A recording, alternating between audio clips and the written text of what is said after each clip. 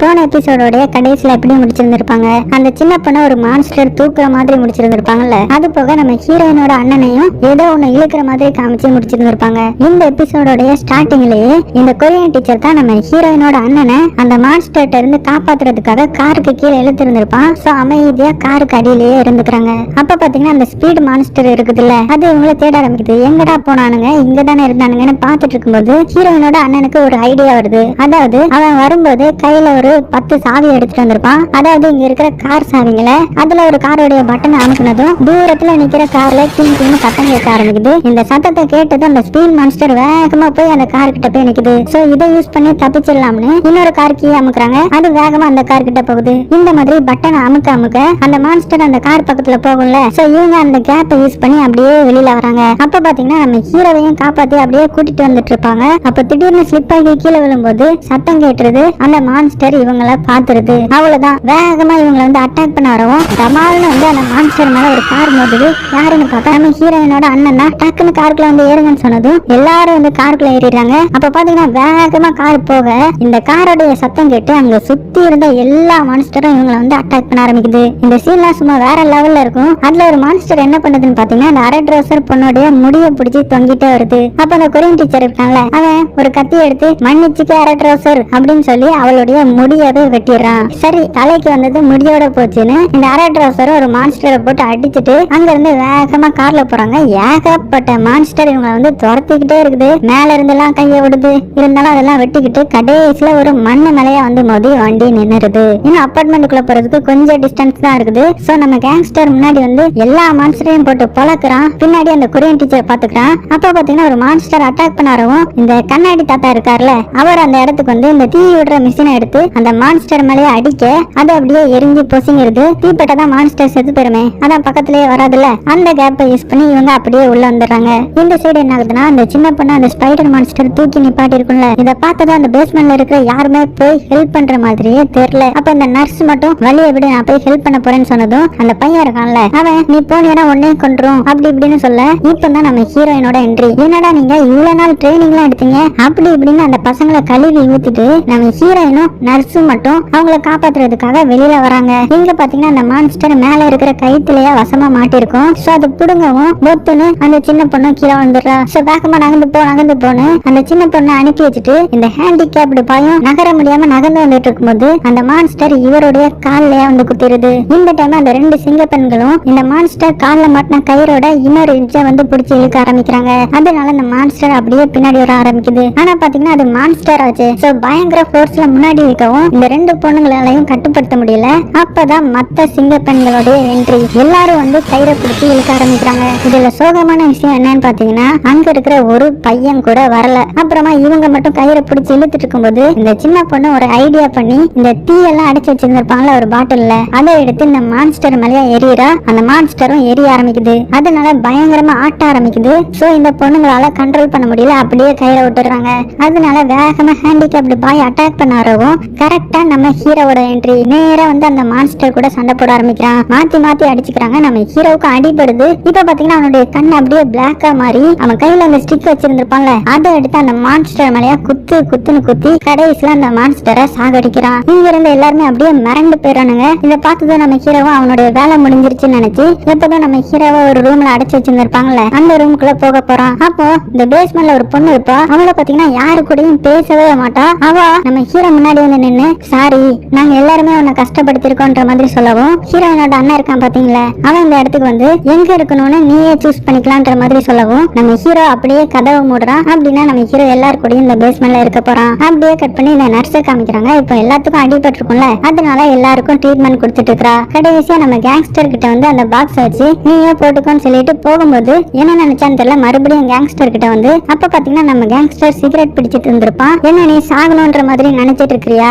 வாழ்றதுக்கான எண்ணமே உனக்கு கிடையாதா, கொஞ்சமாவது மேனஸா இருந்து நடந்துக்க அப்படி இப்படின்னு நிறைய சொல்ல, இந்த உலகத்துல எங்கதான் மேனஸ் இருக்குன்னு சொல்லவும், இங்க பாரு இவ்வளவு நடந்து நம்ம தப்பிச்சிருக்கிறோம், அதனால நம்ம ஒரு நல்ல மனுஷனா வாழணும் அப்படி இப்படின்னு நிறைய சொல்லிட்டு அங்கிருந்து போகும்போது இந்த கேங்ஸ்டர் என்ன யோசித்தான் தெரியல, எனக்கு கொஞ்சம் மருந்து போட்டு விடுறியான்ற மாதிரி கேக்குறான். அப்புறமா இந்த நர்ஸும் வந்து இந்த கேங்ஸ்டரோடைய சட்டை கழுத்தி பார்த்தா பின்னாடி பயங்கரமா காயம் பட்டிருக்குது. இதுக்கு முன்னாடி கூட ஒரு மான்ஸ்டர் நம்ம கேங்ஸ்டரை கடிச்சிருக்கும் பாத்தீங்களா, அதுல தலைவன் இந்த செலக்டைப்பை போட்டு ஒட்டி வச்சிருந்திருக்கான். அப்புறம் அப்புறமா அதெல்லாம் ரிமூவ் பண்ணி நல்லா ட்ரீட்மெண்ட்லாம் கொடுக்க ஆரம்பிக்கிறா. அங்க கட் பண்ண அடுத்த சீன்ல இந்த சாப்பிடுறதுக்கான டைம் வந்துருது. சோ எல்லாரும் சாப்பாடு வாங்கிட்டு வரும்போது கடைசியில நம்ம ஹீரோவும் அந்த கேங்ஸ்டரும் மட்டும் வராங்க. அப்ப பாத்தீங்கன்னா ஒரு இடத்துல வந்து யார் உட்காரலான்ற மாதிரி பாத்துட்டு இருக்கும்போது அந்த இடத்துக்கு இந்த கண்ணாடி தாத்தா வந்து அட போங்கடா அப்படின்னு அவர் முன்னாடி வந்து உட்கார்ந்து சாப்பிட ஆரம்பிச்சிடறாரு. இடம் போச்சு அப்படின்னு ஹீரோவும் கேங்ஸ்டரும் அங்க இருந்து கிளம்ப போகும்போது இங்க விட்டா எங்கேயும் இடம் கிடையாது, இங்கே உட்காருங்க அப்படின்னு சொன்னதை நம்ம ஹீரோவும் இந்த கேங்ஸ்டரும் அங்கேயே உட்காந்துக்கிறாங்க. ஆனா சாப்பிடுற மாதிரியே தெரியல. ஆனா இந்த கண்ணாடி தாத்தாவை பாத்தீங்கன்னா வேகமா சாப்பிட்டு முடிச்சுட்டு என்னடா இன்னுமே சாப்பிடாம இருக்கிறீங்க, சரி இருங்க நான் உங்களுக்கு ஒரு சீக்ரெட் காமிக்கிறேன்னு அவருடைய சட்டையை அப்படியே தூக்குறாரு. பார்த்தா அங்க தையல் போட்டதுக்கான அடையாளம் இருக்குது. பாத்தியா என் உடம்புல இருக்கிற எல்லா ஆர்கனுமே ஃபெயிலியர் ஆயிருச்சு, டாக்டர்லாம் நான் எப்பவோ செத்து போயிருவேன்னு சொல்லிட்டாரு. ஆனா நான் சாப்பிடுற சாப்பாடு மட்டும் தான் என்ன காப்பாத்துது, அதனால நல்லா தெம்பா சாப்பிடுங்கடா எதையுமே யோசிக்காமன்னு சொன்னதும் அப்புறமா தான் நம்ம ஹீரோவும் இந்த கேங்ஸ்டரும் சாப்பிட ஆரம்பிக்கிறாங்க. அங்க கட் பண்ண நம்ம ஹீரோயினை காமிக்கிறாங்க. அவளுடைய காலுக்கு பேண்டேஜ் போட முடியாம போட்டுட்டு இருக்கா. அப்ப அந்த இடத்துக்கு நம்ம ஹீரோயினோட அண்ணன் வந்து இருமா நான் போட்டு விடுறேன்னு அந்த பேண்டேஜ வாங்கி போட்டு விடுறான். அப்போ இந்த அண்ணன்காரனுடைய கண்ணாடி உடைஞ்சிருக்கிறத நம்ம ஹீரோயின் பார்த்து அந்த கண்ணாடியை எடுத்து செலோடேப் போட்டு ஒட்டி கொடுக்குறா. இத பார்த்ததும் நம்ம ஹீரோயினோட அண்ணன்காரனுக்கு அப்படியே ஆனந்த கண்ணீரே வந்துருது. ஏன்னு பாத்தீங்கன்னா இத்தனை வருஷமா அண்ணன்காரங்கிட்ட ஒழுங்கா பேசக்கூட மாட்டான். இப்ப பாத்தீங்கன்னா இதெல்லாம் பண்றதுனாலதான் இந்த மாதிரி ஆனந்த கண்ணீர்லாம் விட்டுறான். அப்படியே கட் பண்ணி இந்த யங்ஸ்டரை காமிக்கிறாங்க. அதான் ஒருத்தன் பலபலன்னு இருப்பான்ல, அவன் பாத்ரூம்ல குளிச்சிட்டு இருக்கும்போது தண்ணியை பாத்தீங்கன்னா அப்படியே பிளாக் கலர்ல வருது. சோ தண்ணி கெட்டு போயிருச்சு. இது நம்ம ஹீரோயினோட அண்ணன்காரனுக்கு தெரிஞ்சதும் நேரா அந்த ஹேண்டிகேப்டு பாய் கிட்ட வந்து இங்க பாருங்க எல்லாமே காலியாகிட்டே வருது, இப்போ தண்ணியும் கெட்டு போயிருச்சு, அது போக காலியும் ஆக போகுதுன்ற மாதிரி சொன்னதும் எனது தண்ணி காலியாக போகுதா, இது ரொம்பவே டேஞ்சர்னு சொன்னதும் ஆமா அதனாலதான் உங்ககிட்ட இருந்து ஒரு ஹெல்ப் வேணும் அப்படின்னு சொல்லி இந்த ஹேண்டிகேப்டு பாயை அப்படியே பேஸ்மெண்ட்டுக்கு கூட்டிட்டு வரான். ஏன்னு பாத்தீங்கன்னா இங்க இருந்து நம்ம எவ்வளவு சீக்கிரம் போக முடியுமோ அவ்வளவு சீக்கிரம் கிளம்பி ஆகணும். அதனால அந்த வேன் இருக்கு பாத்தீங்களா, அதுல நல்லா ஆல்டர் பண்ணி நிறைய வெப்பன்ஸ் எல்லாம் வச்சு ரெடி பண்ணணும், அதையும் எவ்வளவு சீக்கிரம் பண்ண முடியுமோ அவ்வளவு சீக்கிரம் பண்ணணும்ன்ற மாதிரி சொல்றான். அங்க கட் பண்ண அடுத்த சீன்ல இந்த ஃபயர் ஃபைட்டர் பொண்ணை காமிக்கிறாங்க. அவளை இந்த ஆர்மி சோல்ஜர்ஸ் தானே பிடிச்சி வச்சிருந்திருப்பாங்க. அதுல ஒரு லேடி இந்த ஃபயர் ஃபைட்டர் பொண்ணுகிட்ட வந்து நீ 15 நாள் இந்த சாபத்தை தாக்கு பிடிச்சவன் ஒருத்தன் இருக்கான்னு சொன்னல, அவனை பத்தி எனக்கு உடனே இன்ஃபார்ம் பண்ணுன்னு சொல்லி இந்த ஃபயர் ஃபைட்டர் பொண்ணு கையில ஒரு டிவைஸ் மாதிரி ஒண்ணு கொடுக்குறாங்க.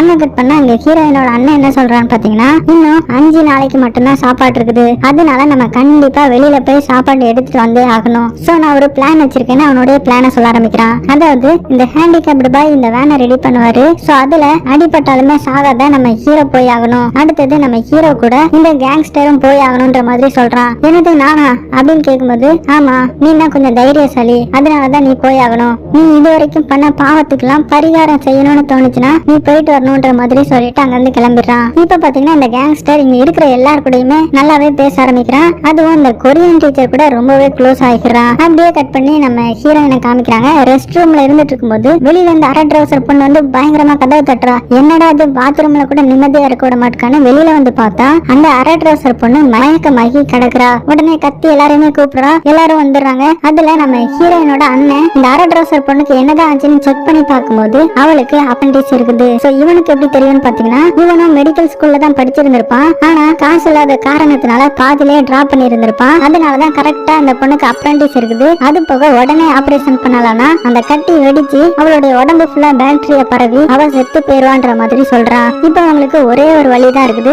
அதாவது இந்த அரை ட்ரௌசர் பொண்ணுக்கு ஆபரேஷன் பண்ணி அந்த கட்டியை வெளியில எடுக்கணும். ஆனா இந்த இடத்துல பாத்தீங்கன்னா டாக்டரே இல்லல்ல, அப்புறம் யாரு பண்ண போறான்னு பார்த்தா நம்ம ஹீரோயின் அவனுடைய அண்ணன் கிட்ட நீ தான் பண்ணணும், உன்னால முடியும் அப்படி இப்படின்னு நிறைய மோட்டிவேட் பண்றா. சோ இவங்களுக்கும் வேற வழியே கிடையாது. உடனே ஹீரோயினோட அண்ணன்காரன் இந்த அரை ட்ரௌசர் கிட்ட வந்து நான் உனக்கு ஆபரேஷன் பண்ண போறேன், இதனால உன்னுடைய உயிருக்கும் ஆபத்து வரலாம், சோ நீ ஒத்துக்கிட்டா மட்டும்தான் இதை பண்ண முடியும்னு சொல்லும்போது எப்ப இருந்தாலுமே நம்ம சாகதான் போறோம், சோ ஒரு கை பாத்துடலாமே நீ ஆபரேஷன் பண்ணு அப்படின்ற மாதிரி ஒத்துக்கிறா. சோ இப்ப ஆபரேஷன் பண்றதுக்கான பொருளும் தேவைப்படுதுல, அதனால ஆபரேஷன் பண்றதுக்கான பொருளை பத்தி யாருக்கு தெரியும், இந்த நர்ஸுக்கு தானே. அதனால நம்ம ஹீரோ கூடயும் கேங்ஸ்டர் கூடயும் இந்த நர்ஸும் இப்ப வெளியில போய் தான் ஆகணும். ஏன்னா இவங்களுக்கு மட்டும்தான் ஆபரேஷன் பண்றதுக்கு என்னென்ன பொருள் எல்லாம் தேவைப்படும்ன்றது தெரியும். அதனால 3 பேரும் சேர்ந்து கார்ல வெளியில போறதுக்காக ரெடி ஆகுறாங்க. அப்ப நம்ம ஹீரோயினோட அண்ணன் ஹீரோவை கூப்பிட்டு போயிட்டு வரும்போது எவ்வளவு பெரிய பிரச்சனை வந்தாலும் பரவாயில்ல, ஆனா மருந்தை மட்டும் எப்படியாவது எடுத்துட்டு வந்துருங்கன்ற மாதிரி சொல்றான். பாத்தீங்களா எந்த அளவுக்கு சேஞ்ச் ஆகிட்டானு. ஸ்டார்டிங்ல செல்ஃபிஸா பேசியிருந்திருப்பான், இப்ப பார்த்தா உயிரை காப்பாத்துறதுக்கான மருந்து தான் முக்கியன்ற மாதிரி சொல்லியிருக்கான். இப்ப அந்த 3 பேரும் அப்படியே கார்ல கிளம்புறாங்க. அப்ப பாத்தீங்கன்னா நம்ம ஹீரோ என்ன நினைக்கிறானா இன்னைக்குதான் அவன் சாகிறதுக்கான ஷெட்யூல் பண்ண டைம். அதனால நம்ம ஹீரோட பிளாஷ்பேக் அப்படியே காமிக்கிறாங்க. ஒரு நாள் நம்ம ஹீரோ படிக்கிற ஸ்கூல்ல ஒரு புது ஸ்டூடெண்ட் வந்திருப்பான். அவன் இந்த காசு போட்டு ஸ்நாக்ஸ் எடுக்கிற மாதிரியான மிஷின் கிட்ட நின்னுட்டு இருந்திருப்பான். உடனே நம்ம ஹீரோ அவங்க கிட்ட வந்து கொஞ்சம் காசு கொடு கொடுத்து எவ்வளவு வேணாலும் எடுத்துக்க, திருப்பிலாம் எனக்கு தர வேண்டான்ற மாதிரி சொல்லவும் அந்த புது ஸ்டூடெண்ட்டும் நம்ம ஹீரோவை ஏதோ திமிரு பிடிச்சவன்ற மாதிரி பாக்குறான். அங்க கட் பண்ண அடுத்த சீன்ல நம்ம ஹீரோக்கு பயங்கரமா அடிபட்டிருக்குது. என்னன்னு பார்த்தா அந்த புது ஸ்டூடெண்ட் தான் போட்டு பயங்கரமா அடிச்சிருக்கான் போல. அடுத்தது அங்க இருக்க எல்லாரையுமே அடிக்க சொல்லிட்டு கடைசியா நம்ம ஹீரோவோட ஃப்ரெண்டையே மரியாதையா போய் அவனை அடின்ற மாதிரி சொல்றான். இந்த மாதிரி நம்ம ஹீரோவை எங்க பார்த்தாலும் அடிக்கிறதும், அது போக இந்த கிளாஸ்ல இருக்கிற யாராவது நீங்க அவங்ககிட்ட பேசுனீங்கன்னா நான் உங்களை கொன்றுவேன் அந்த மாதிரி மிரட்டுறதும்னு நம்ம ஹீரோவை போட்டு பயங்கரமா டார்ச்சர் பண்றான். ஆனா ஏன் அடிக்கிறான்றது மட்டும்தான் தெரியல. இப்படி இருக்க ஒரு நாள் வழக்கம் போல நம்ம ஹீரோவை அடிச்சிட்டு இருக்கும்போது, பாத்தியா நீ இவ்வளவு அடி வாங்குறது உங்க வீட்டுக்கும் தெரியும், ஆனா உங்க அப்பா அம்மா கூட உனக்கு சப்போர்ட் பண்ண வரல பாத்தியா, ஏன்னா அப்படி வந்தா அவங்கள நான் வேலையை விட்டு தூக்கிடுவேன் அப்படின்ற மாதிரி சொல்றான். ஆக்சுவலா இந்த புது பையன் யாருன்னு பாத்தீங்கன்னா ஒரு பெரிய பணக்காரனோட பையன். சோ அவங்களுக்கு கீழே தான் நம்ம ஹீரோவோட அப்பாவும் ஒர்க் பண்ணிட்டு இருந்திருக்காங்க. என்னடா உங்க அப்பாவை வேலையை விட்டு தூக்கட்டுமா அப்படி இப்படின்னு அவங்க அப்பாவை பத்தி கொஞ்சம் தப்பா பேசினதும் நம்ம ஹீரோவுக்கு பயங்கரமா கோவம் வருது. உடனே வேகமா வந்து இந்த பணக்கார பையனை அடிக்க வரவும் இப்பதான் அவன் எதுக்கு இவ்வளவு நாள் நம்ம ஹீரோவை டார்ச்சர் பண்ணலான்றதையே சொல்றான். அதாவது ஒரு நாள் நம்ம ஹீரோ கொஞ்சம் காயின் கொடுப்பான் பாத்தீங்களா, வேணும்னா எடுத்துக்கோன்னு. சோ அதுக்காக தான் அடிச்சிருந்திருக்கான். நீ எப்படி எனக்கு சில்லற காசு தரலாம், நானே பெரிய பணக்காரன் அந்த மாதிரி ஒரு ஈகோல தான் நம்ம ஹீரோவை போட்டு இவ்வளவு நாள் டார்ச்சர் பண்ணிருக்கான். அப்புறமா அந்த பிரச்சனை எல்லாம் பிரின்சிபலுக்கு தெரிஞ்சு நம்ம ஹீரோட அப்பா எல்லாம் வந்துடுறாங்க. ஆனா பாத்தீங்கன்னா ஹீரோவோட அப்பா ஹீரோ மேலதான் தப்பு இருக்கிற மாதிரியும் அவனை மன்னிச்சிருங்கன்ற மாதிரியும் ரொம்பவே ரெக்வெஸ்ட் பண்ணி கேக்குறாங்க. அதனாலதான் நம்ம ஹீரோவுக்கு ஹீரோவோட அப்பாவை பிடிக்காம போயிருச்சு. அடுத்தது ஹீரோவோட அம்மாவும் அப்பா பண்றது எல்லாமே அவன் நன்மைக்கு தான்ற மாதிரி ஹீரோவோட அப்பாவுக்கு தான் சப்போர்ட் பண்றாங்க. அதனாலதான் நம்ம ஹீரோவுக்கு அவனுடைய அம்மாவையும் பிடிக்காம போயிருக்குது. அடுத்தது தங்கச்சியை கூப்பிடலான்னு போகும்போது அவ உள்ள என்ன பேசிட்டு இருக்காங்கன்னா, இவன் அண்ணனே கிடையாது, அவள ஒரு ஆளா அப்படின்ற மாதிரி பேசிட்டு இருக்கா. இதனால அவளுடைய தங்கச்சியையும் பிடிக்காம போயிருது. சோ நம்ம ஹீரோ அவனுடைய வாழ்க்கையில ரொம்பவே தனிமையா ஆகிட்டான். இப்படி இருக்க ஒரு நாள் என்ன ஆகுதுன்னா, அந்த பெரிய பணக்கார பையன் இருக்கான் பாத்தீங்களா, அவன் நம்ம ஹீரோவோட ஃப்ரெண்டு கிட்ட உனக்கு உங்க அம்மாவுக்கு சர்ஜரி பண்றதுக்கான காசு வேணும்னா இப்ப வண்டி வரும் பாத்தியா, அது முன்னாடி போய் நீ விழணும், அப்படி விழுந்தா மட்டும்தான் உனக்கு காசு தருவேன் அப்படின்ற மாதிரி மிரட்டிட்டு இருக்கிறான். இதை நம்ம ஹீரோவும் கேட்டு வேகமா வந்து அந்த பணக்கார பையனை கார் முன்னாடி தள்ளி விட்டுறான். ஆனா கரெக்டான டைம்ல அந்த கார் ஸ்டாப் ஆகிடுது. அடுத்த நாளே நம்ம ஹீரோவோட அப்பாவை வேலையை விட்டு தூக்கிடுறாங்க. சோ இதை நினைச்சு நம்ம ஹீரோ வீட்டுல சோகமா இருக்கும்போது ஹீரோவோட ஃப்ரெண்ட் இருக்கான் பாத்தீங்களா, அவன் நம்ம ஹீரோவை மீட் பண்ணி முன்னால தான் எங்க அம்மா செத்து போயிட்டாங்க, நானா காருக்குள்ள விழுந்திருந்தா கூட எனக்கு காசு தந்திருப்பான், நீ இந்த மாதிரி தலையிட்டதுனாலதான் அவன் எனக்கு காசு தரல, அதனாலதான் எங்க அம்மா செத்து போயிட்டாங்க, நீ தான் அதுக்கு காரணம்னு சொல்லி பயங்கரமா புலம்பிருக்கான். சோ இதனால நம்ம ஹீரோ கூட கொஞ்சம் உடஞ்சி போய் இனிமே உயிரோடவே இருக்க கூடாதுன்னு சொல்லி ஒரு கத்தியை எடுத்து அவனுடைய கையை கிழிக்க வர்ற மாதிரி காமிக்கிறாங்க. அப்படியே கட் பண்ணி பிரசன்ட்ல, ஆனா இப்ப நான் வாழ்றதுக்காக வெளியில கிளம்புறேன்னு சொல்லி அப்படியே கார்ல வெளியில போறான். அப்ப பாத்தீங்கன்னா